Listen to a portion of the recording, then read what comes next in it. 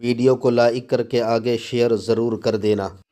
ایک محدث نے بادشاہ کے دربار میں یہ حدیث پڑھی، کما تدین تدان، جیسا کرو گے ویسا کرو۔ اس بادشاہ نے کہا، محدث صاحب آپ بہت سکہ اور بہت اعتماد کے آدمی ہو، لیکن یہ حدیث ہے مجھے یقین نہیں آ رہا۔ کہا کیوں یقین نہیں آ رہا ہے؟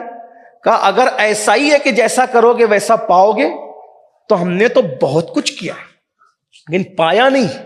کہا مطلب یہ کہ ہمارے گھر کی بیٹیاں محفوظ ہیں اور ہم لوگوں کی بیٹیوں کے ساتھ جو چاہے کر سکتے ہیں، تو مجھے سمجھ میں نہیں آتا، اور اگر ہماری بیٹیاں گھر کے باہر نکل بھی جائے تو ہمارا روب اور دبدبہ وہ ہے کہ کوئی اس پر اثر انداز نہیں ہو سکتا۔ تو محدث صاحب نے کہا ٹھیک ہے، ابھی چیک کر لو، گلی میں نکالو بیٹی کو، وہ جائے، اکیلی چھوڑ دو، پھر کما تدین و تدان صحیح ہے یا نہیں تو دیکھ لو۔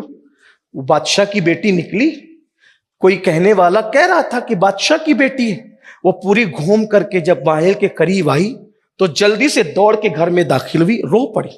بادشاہ نے کہا بیٹی کیوں رو رہی ہے، کیوں رو رہی ہے؟ تو تب اس لڑکی نے کہا میں آ رہی تھی، ایک لڑکے نے میرے گال چوم لی۔ اور کچھ کیا؟ کہا اور کچھ نہیں کیا، بس اتنا کیا، اور کچھ نہیں، بس اتنا کیا۔ اتنا کیا؟ رو پڑا۔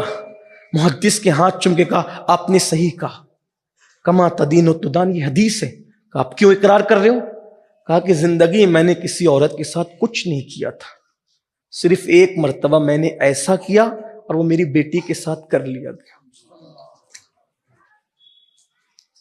دوسری اور آخری بات سنیں، اگر زندگی میں اپنی بیٹیوں کی، بہووں کی آبرو بچانا ہے، خود لوگوں کی آبرو کی حفاظت کرو، اللہ تمہاری آبرو کی حفاظت کرے۔ کہتے ہیں ایک شخص تھا، غربت، تنگ دستی کا شکار، اللہ کی شان، گھر میں ایک کے بعد ایک بیٹیاں ہی پیدا ہوتی رہی، بیٹیاں ہی پیدا ہوتی رہی، اور بیٹیوں کی پیدائش کے